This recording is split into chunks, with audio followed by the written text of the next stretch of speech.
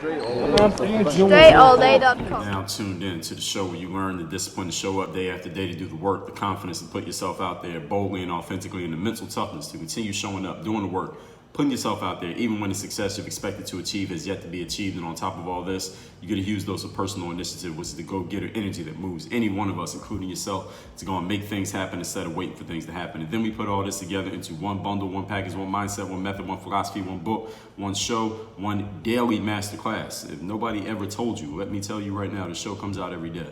That's what daily means. And it is called Work on Your Game. My name is Dre Baldwin, also known as Dre All Day, and welcome to the show. And today's topic is creating your sandbox. Yes, sandbox. You thought a sandbox was only something that little kids play in? Incorrect. It's something that adults play in as well. And I'm going to explain to you what I mean when I say sandbox here. But before I do that, let me tell you that I have a text line where I want you to send me a text message and tell me the best insight, the best idea, something you're going to do differently, think differently, or if you have a question about anything that you heard in today's masterclass, text me directly at 305-384-6894. Again, 305-384-6894. Text me and let me know the best insight, best idea, anything you're going to do different based on what you heard today. And once you do text me and you're in my texting community, you will be receiving my daily motivation text messages, which come out, guess how often? Daily, every single day. Be sending daily motivation text every morning to your phone. So again, that number is down below in the show notes as well if you forgot it already.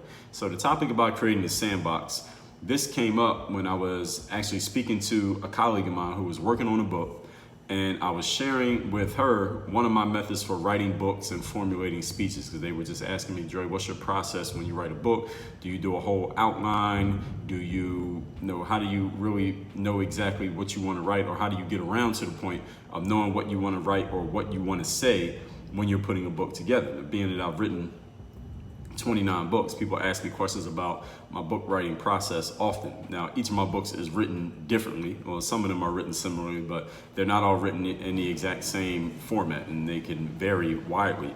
So while I was talking about this concept, while I was explaining to this person how I write my own books, I actually started explaining to them this whole thing of the sandbox. And actually, the phrase the sandbox came up while I was talking to them. So this is one of the things that I've talked about here on the show when I talk about coming up with ideas, that the more often you are out there sharing and giving game and answering questions of people who want to learn something from you, sometimes you will stumble upon concepts of your own that you'll coin. And this is a concept that I just came up with while I was talking to that person. This is not something that I actually had a framework for already when they came to me with the question. As I was talking, as we were talking it out, this is something that just came from me while I was speaking. So this is one of the things that I told you about when it comes to coming up with ideas.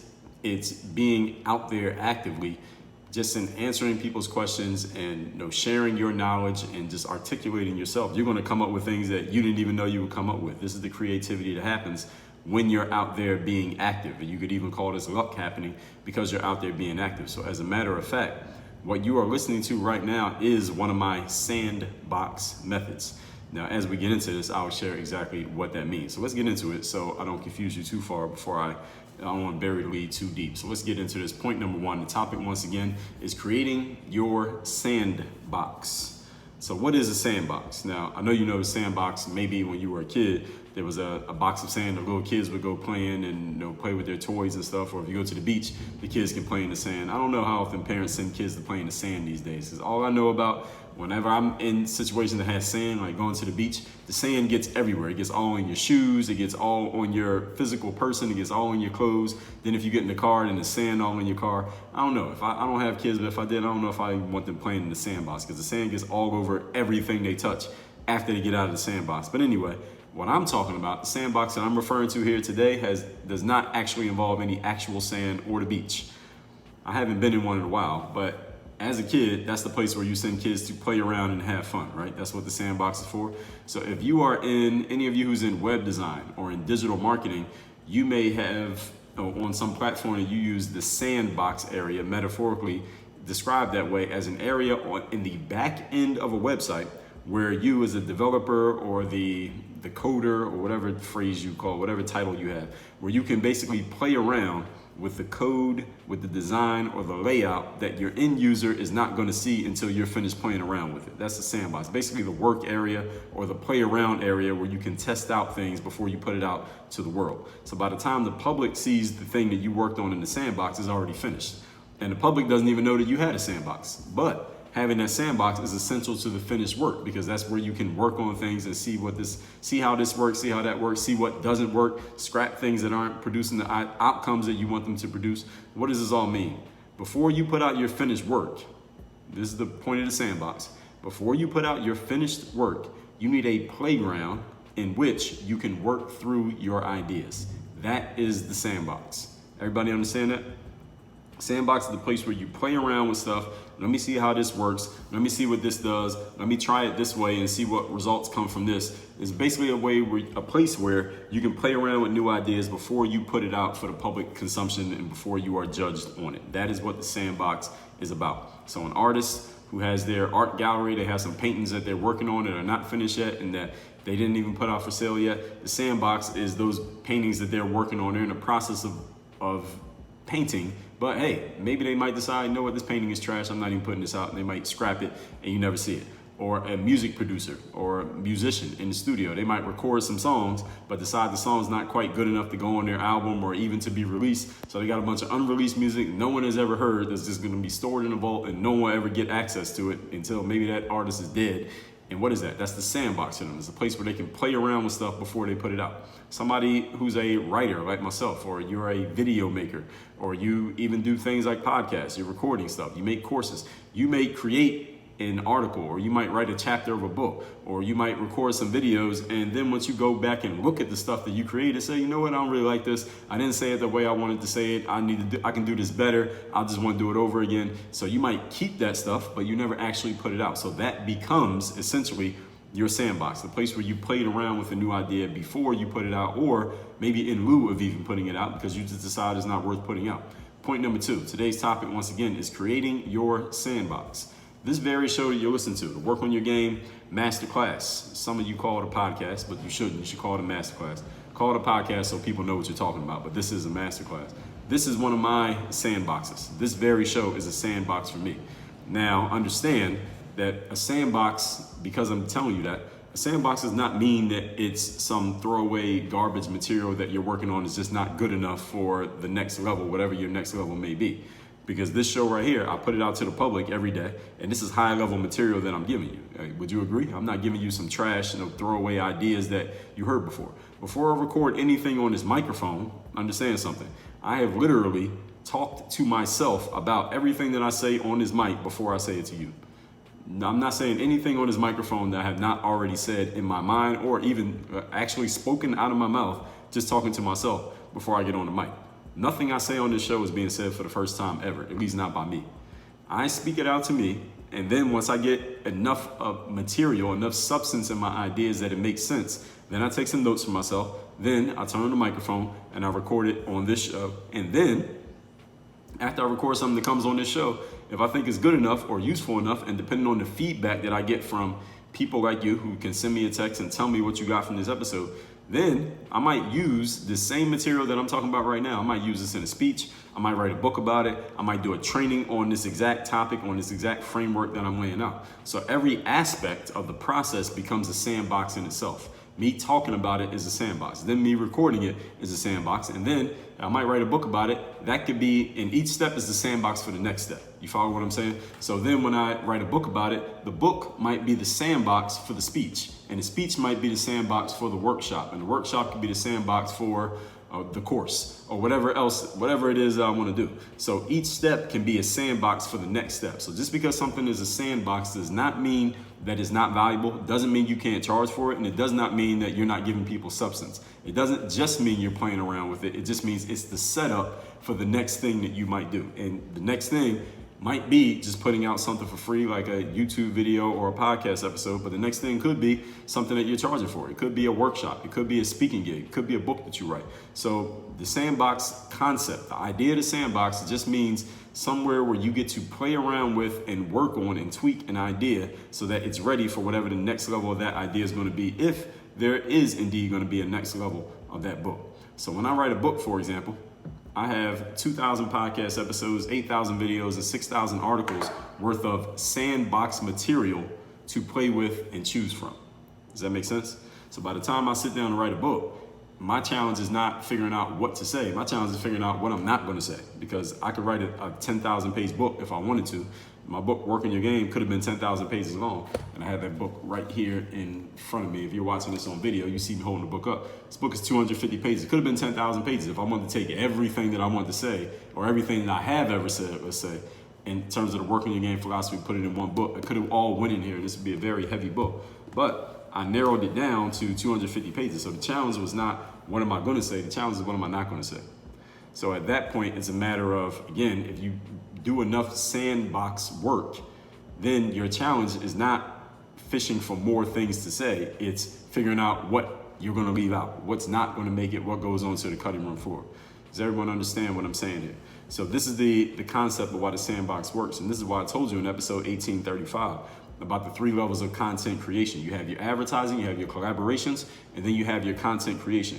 This is one of the reasons why creating content matters so much. And I'm going to get into this even more when we get into point number 3, because as you're creating content, you get to talk through, think through, work through many of your ideas, and then you can fish out, you can find out whether through your own introspection, through your own ideas and beliefs, and through the feedback from your audience, what really works the best. But I'm not going to step on that too much before we get into point number 3. Again, when I talk about it there, you will learn a little bit more. So this whole concept here that I'm talking about here in point number 2, this is really the essence of you becoming that prolific creator at what you do. Is since you already have ideas, you already have a level of expertise, you already have the things that you know, the things that you're good at, you need to figure out, how am I going to be able to work through these things on a consistent basis so I can find the real jewels in my knowledge? Because every one of you, you have some jewels in your knowledge, but you might not have gotten to that jewel yet simply because you haven't written through or walked through or talked through or thought through that knowledge enough to really find the key points that you want to give people, to create your own frameworks. If you haven't heard my episodes on creating frameworks, make sure that you know where those are. I gave you a framework for selling yourself in episode 1849. I gave you a 4-step framework for promoting your stuff and getting attention, episode 1760. The point story application is episode 1739. I explained the work on your game framework in episode 1592, and I explained the very concept of frameworks in episode number 1440. So let's move on to point number 3 before I say any more. I want to step on my own points here. Number 3, the topic once again is creating your sandbox. This is specifically for the creators out there, and you could be any kind of creator, whether you're a musician singing, or you're in some type of artist creating, whether you're a podcaster, a book author, a course creator, a coach, a mentor, a mastermind, an owner, person on running a mastermind, anything like that, a professional speaker. You need a sandbox. So this is my 3rd point. You need a sandbox. This is another benefit of creating content. Like, again, I talked about in episode 1835. Content is a simple way that helps you do multiple things at the same time. It's a way that you can play around with your ideas. You can see what people are responding to, and then you can take the things that people respond to and you can take them to a higher level. And if you put out something that you thought people would respond to, but they're not responding to it, that's a loud and clear message to you that maybe you didn't say it the right way, or maybe that topic that you thought might be interesting just isn't that interesting to your audience. Maybe it's the wrong audience, maybe it's the wrong topic, maybe you just said it the wrong way. So you can come from a different angle and play around with it a little more. This is the benefit of creating content, is that you can put stuff out there, see what people are getting from it, see what you get from it, listen back to your own stuff. I tell you all the time, I'll listen back to these episodes. So every time an episode of Work on Your Game show comes out, I go and listen to it as if I didn't record it, as if I'm just a subscriber to the show, because I want to hear what I'm saying. I want to hear what resonates with me. Sometimes I say stuff and I'm like, that one didn't really hit with me. Or I'll hear something that I said, damn, that was really good, the way that I put those words together. Not to give myself a pat on the back, but because I'm listening for, all right, let me see, what did I say there that I could probably suss out and get another idea from? Because some episodes of this show, I will listen back to it and I'll get 3 or 4 ideas for future episodes based on things that I touched on. Because sometimes I'll touch on something within my points here And then I'm like, damn, you know what, that thing that I said right there is a good point, but I don't think everybody even understands what I mean by that. So let me give a whole episode to that point, just so people understand what I'm talking about. So I want to leave no stone unturned. I want to make sure I'm not leaving you in the dark with anything that you don't know exactly what's going on. So this is the value of creating content, where you can play around, see what is working, then you can take it to a next level if you so choose. For example, back in 2009, 2010-ish, I started doing, at this point I was making all basketball videos 100% of the time on YouTube. That was the way that people came to know me. But I noticed that a lot of athletes were asking me about mindset, because they had found out a little bit about my background story and how I barely played in high school, walked on to college, then became a professional player playing basketball overseas. So players just started asking me about my mentality. Like, Dre, I'm in high school, I got cut from my team. How did you stay motivated and focused and confident you can make the team trying out again next year after you just got cut last year? So I started talking about mindset things, and people really liked how I was talking about mindset. So one day I had this idea, and I remember when I recorded this, I was in the gym in Miami, just finished the workout, and I just recorded something really quick, like a little selfie video on my camera, and I said, all right, I'm gonna do this every Monday, and I'm gonna call it the weekly motivation. And every Monday I'm just gonna put out a little short video, or I'm just gonna talk about something mindset based, so I can just give y'all something for your mental game, because so many athletes, they were already coming to me for the basketball stuff, and they were getting it right there on video, but so many people were asking me for mindset. So I said, all right, let me just start talking about mindset once a week, and let's just see where this goes. I was not planning to become a mindset type person or motivational speaker, and didn't even know it was even going to become what it has become. But I just started doing these weekly motivation videos every Monday. I did the weekly motivation every Monday for 400 Mondays in a row. And the weekly motivation videos became the foundation for the books that you now know, hopefully you know about them, as the Bulletproof Bundle. Those 4 books being The Mirror of Motivation, which I hope you have already. If you don't, go to mirrorofmotivation.com, get the book for free. And then when you check the little box, you get the other 3 books in the Bulletproof Bundle, which are The Super You, which is my book on confidence, The Mental Handbook, my book on mental toughness, and 100 Mental Game Best Practices, my book on personal initiative and just keeping you mentally focused every single day. Those 4 books are sourced from the very things I was talking about in the weekly motivation videos that I did for 400 Mondays in a row. Now, did I plan it that way? No, I did not. But if I was starting out right now, I would just listen to the Work on Your Game podcast. I would get this idea from Dre Baldwin, and then I would start doing the exact same thing. So the weekly motivation became, actually, let me back up. My own experiences in basketball became the sandbox for the mindset talk that I now do full time. And that mindset talk became the foundation, the sandbox for weekly motivation.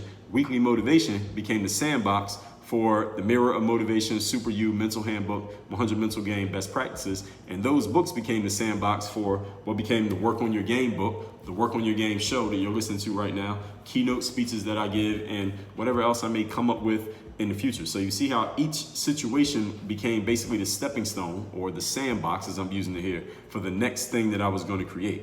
So when I was when people would ask me questions, I'll give you another example. People would ask me questions, Dre, why are you always when you work out, these basketball videos, why is your gym always empty? Because players just couldn't understand it. They would say, well, Dre, I go to the gym where I live, and there's always a whole bunch of people in the gym, so I can't really work on my game because the gym is too crowded. I can't get an empty court to myself. But every time I see you in the gym, Dre, you're by yourself and there's nobody else in the gym. How do you get an empty gym? Do you own a gym? Do you rent out the gym? Are you living in some rural area where nobody else knows that there's a gym? How are you having an empty gym? So I answered the question, and I answered it by explaining to people the very concept that became the book that you should already have on order right now. It is my newest book as of this recording, called The Third Day, The Decision That Separates the Pros from the Amateurs. I made a video explaining it, saying to people, listen, the reason why I'm in an empty gym is not because nobody else knows about the gym. It's simply because I show up more often than everybody. So most of the time, there's nobody else in the gym because I show up every time. Now, every now and then there would be somebody else in the gym, but most of the time, i.e. most of my videos, there's nobody else in the gym because I just show up more often than everybody else. That is the very essence of The Third Day. That's the foundation of what that book became. So I did that video on the concept of the third day. I introduced that concept in 2014, believe it or not.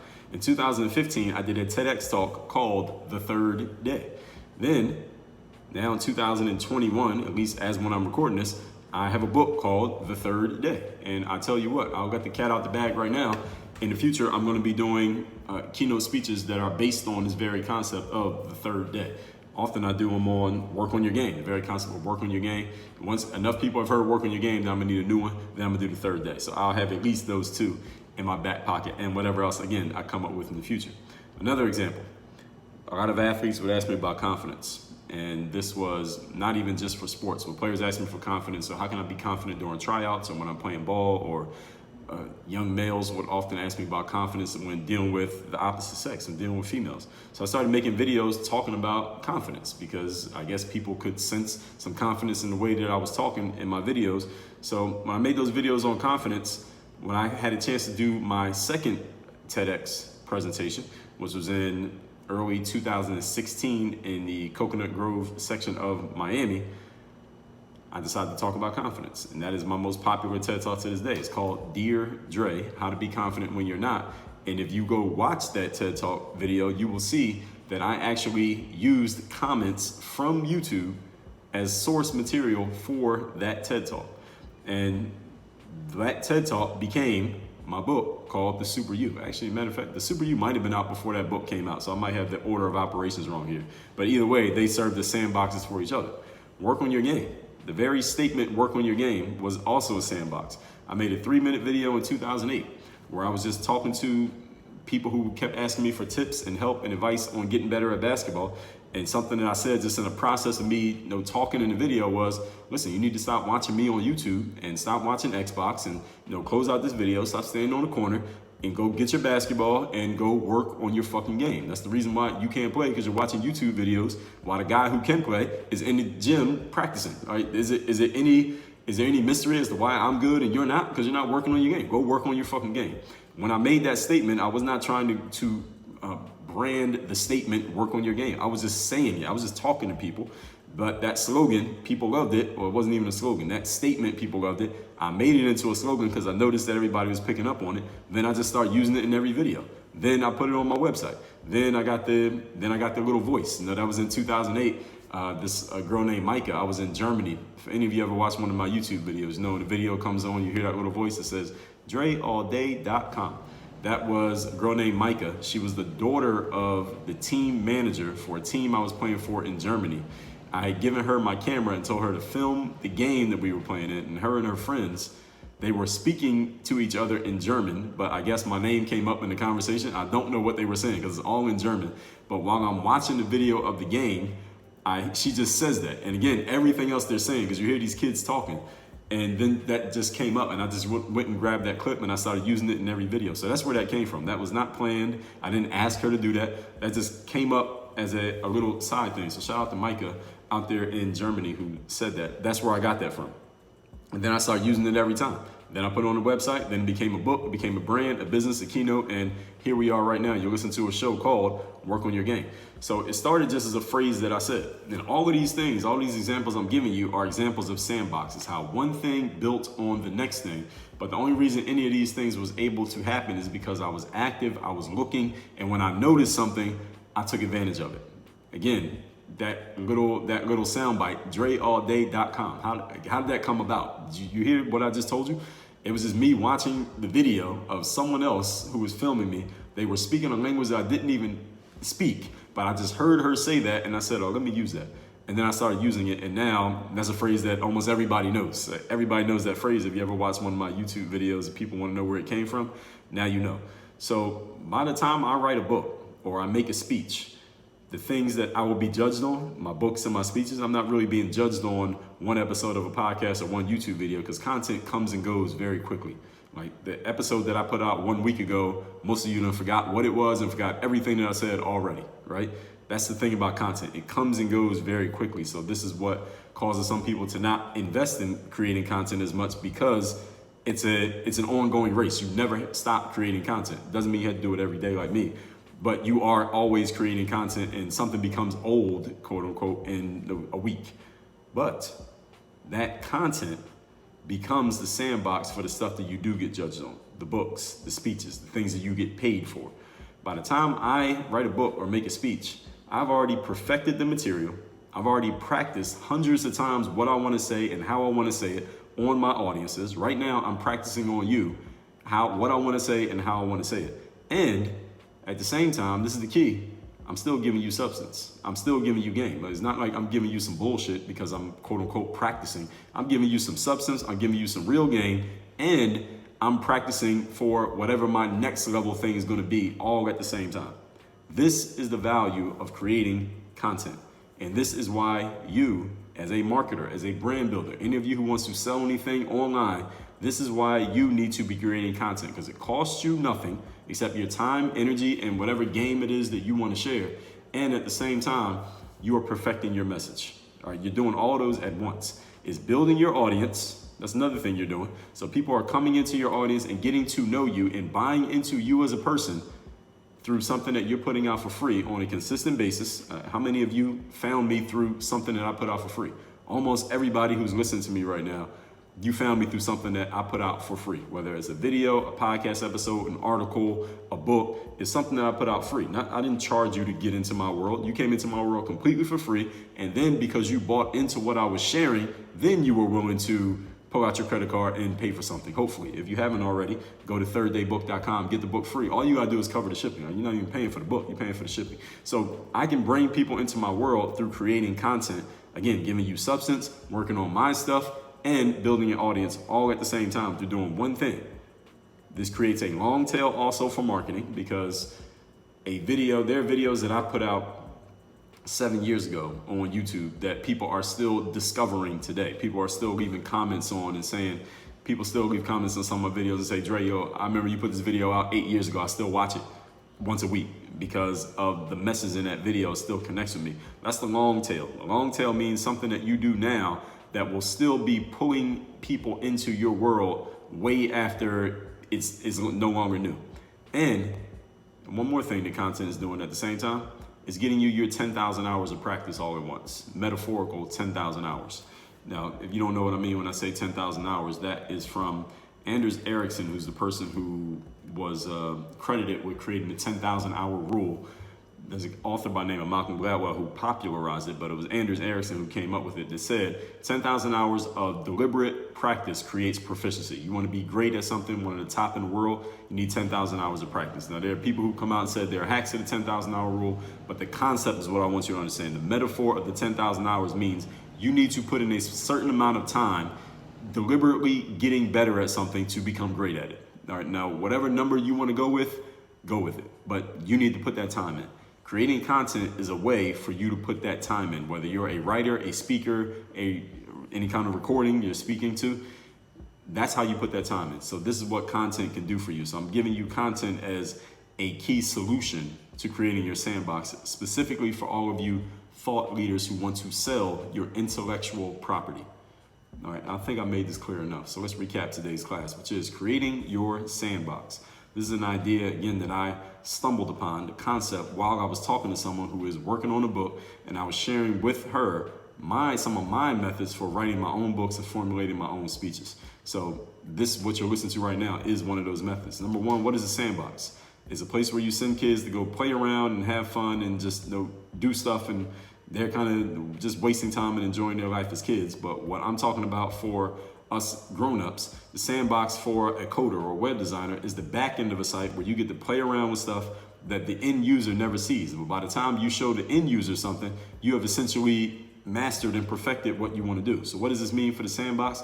The sandbox is the place that is basically your playground in which you can work through your ideas before you make them public. Point number two, this show that you're listening to right now is one of my sandboxes. Now, even though it's a sandbox, it doesn't mean that I'm putting out some garbage. This is public, it's high level material, I'm giving you serious game. Before I record anything on this mic, I've already sandboxed out my content, the ideas, because I've said it to myself, I've said it to somebody else, I've thought it out a bunch of times. Before I even say I'm going to record an episode on this topic, I've already thought about it. Because if I can't come up with enough substance in my mind, then I'm not even putting it down in my notes as something that I'm going to record. Then I'll record it on this show. Then I might use it in a speech, I might use it in a book, I might use it in a training. So each aspect becomes a sandbox in itself. So when I write a book, I have 15,000 pieces of sandbox material, so to speak, to choose from. That's between podcasts, videos, and articles. And at that point, My biggest problem is what do I leave out rather than what do I put in? Point number 3, you need a sandbox. This is another benefit to creating content, as I talked about in episode 1835.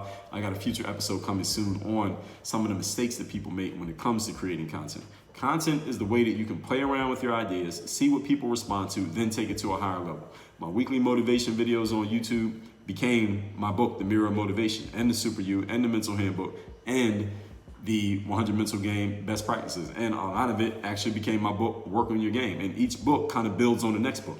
In my book, Work on Your Game, for those of you who have read it, you will notice that there is a chapter that is called The Third Day. Now, my newest book is called The Third Day. So there might be something in the third day that becomes an entire next book. So each thing that I do can be builds upon or lays the foundation for the next thing that gets built on top of it. The Work on Your Game whole slogan was just a phrase, a statement that I said in a 3-minute video, and that was not the topic. Then people liked it. I started using it every time. Then I started building my whole brand around it because I noticed that people were connecting that phrase to me, and it pretty much encompassed everything that I was talking about. So those are just some examples, but these are the values, some of the values of creating content, and is why you need it. It helps you build your audience, create a long tail for marketing, and you're getting your metaphorical 10,000 hours of practicing all at the same time.